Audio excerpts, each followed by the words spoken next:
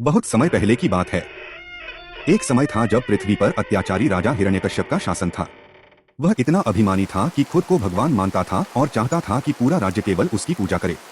लेकिन उसकी इस सत्ता और अहंकार को चुनौती देने वाला कोई और नहीं बल्कि उसका अपना पुत्र प्रहलाद था। प्रहलाद बचपन से ही भगवान विष्णु के अनन्य भक्त थे। वे हर समय भगवान का नाम जपते और उनकी भक्ति में लीन रहते। यह बात हिरण्यकश्यप को बर्दाश्त नहीं थी।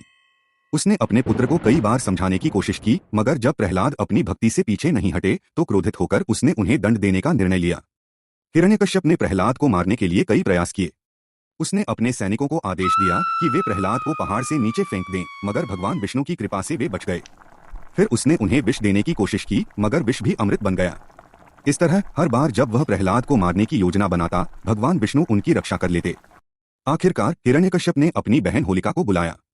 होलिका को एक विशेष वरदान प्राप्त था, उसे अग्नि में जलने से कोई नुकसान नहीं होता था।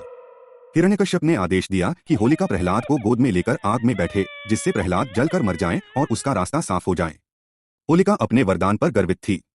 उसने प्रहलाद को गोद में बैठाया और अग्नि में प्रविष्ट हो गई। मगर जैसे ही आग जलने लगी, एक अद्भुत चमत्कार हुआ। भगवान विष्णु की कृपा से आग में जलने से अजय मानी जाने वाली होलिका स्वयं जलने लगी, जबकि प्रहलाद पूर्णतः सुरक्षित रहे।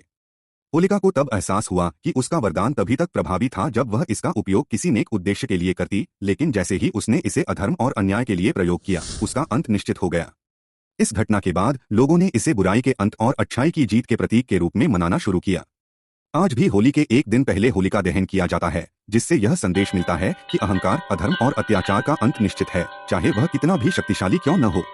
तो दोस्तों, यह थी होलिका की कहानी, जो हमें सिखाती है कि अच्छाई की जीत हमेशा होती है और अहंकार का अंत निश्चित है।